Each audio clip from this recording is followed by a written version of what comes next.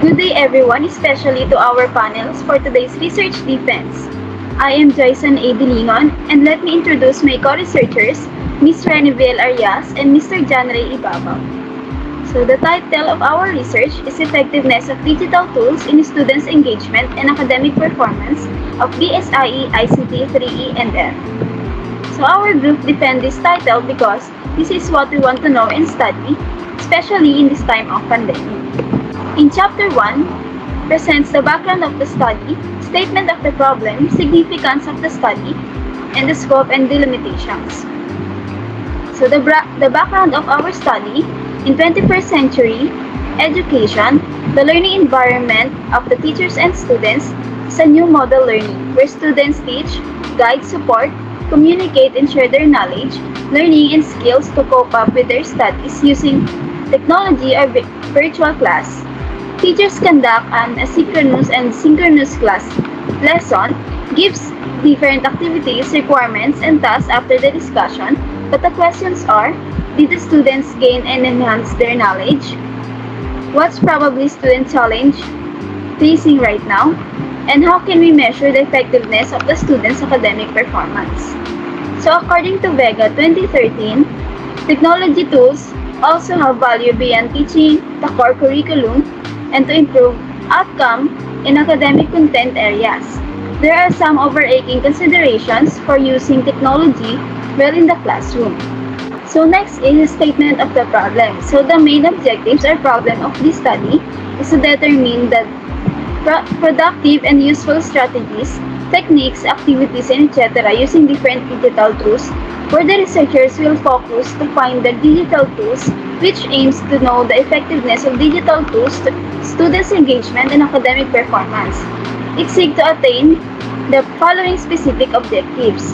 So at the end of the research, the researchers will be able to determine the various digital tools that can utilize students' engagement and academic performance, identify different digital tools that will be useful to students and teachers, analyze the significance of different digital tools in improving teaching learning process. Specifically, this research will answer the following sub-problems. So first is, what are the factors that affect the students' engagement and academic performance while utilizing digital tools? Second, how does the effectiveness of digital tools help students and teachers overcome learning teaching process in online class?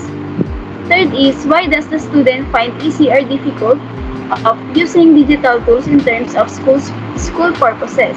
So these are the questions that will be guided as this paper goes on.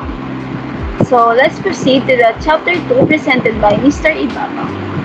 So, Chapter 2 presents the review of related literature, conceptual framework, theoretical framework, and definition of terms for a better understanding of the research.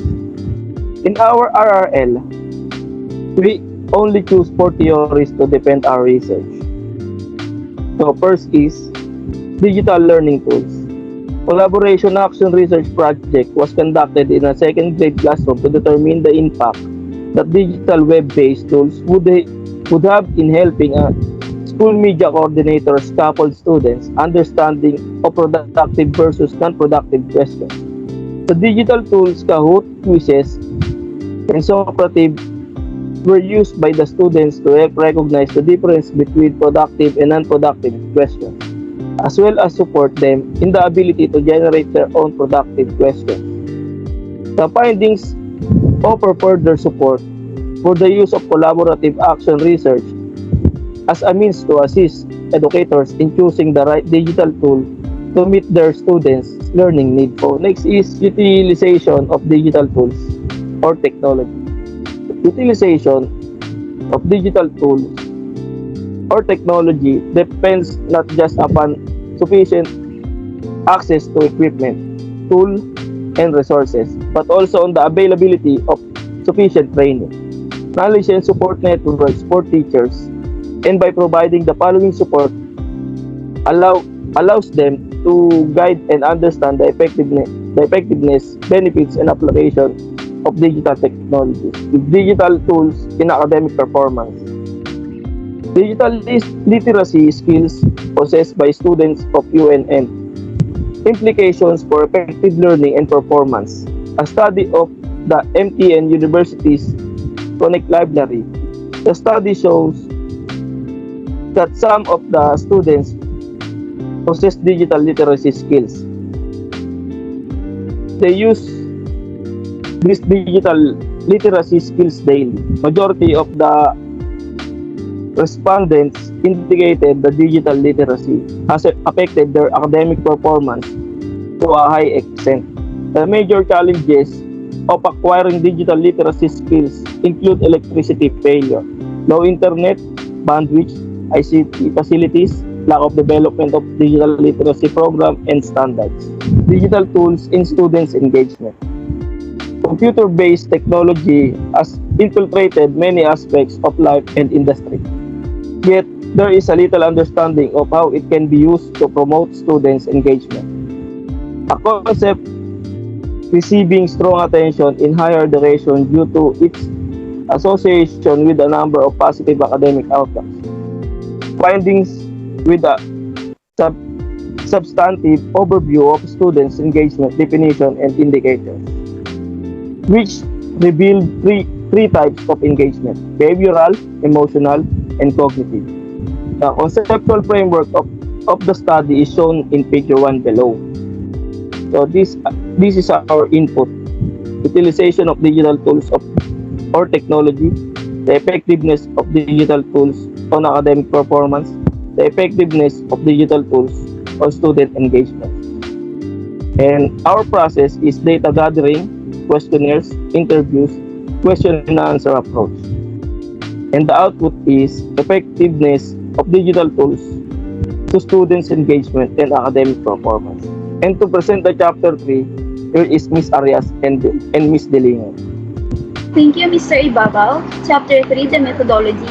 This chapter presents the research design, research local, sample and sampling technique, respondents of the study, research instrument, data gathering procedure, and statistical treatment of data. So, research design. This study will use descriptive research.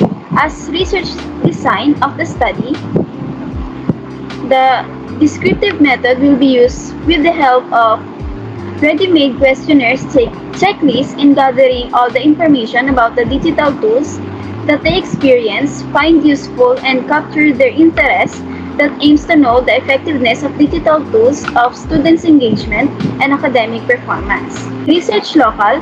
This study will be conducted at the Technological University of the Philippines, College of Industrial Education Department, located at the Ayala Boulevard, Ermita, Manila.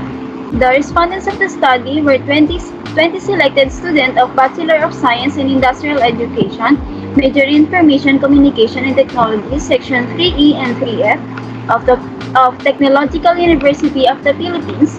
The respondents of the research are the students who were enrolled during school year 2021 and 2022. Sample and sampling technique.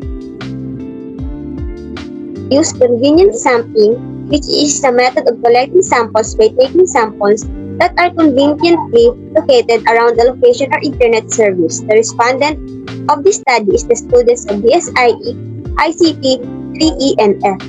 They were selected using purposeful sampling,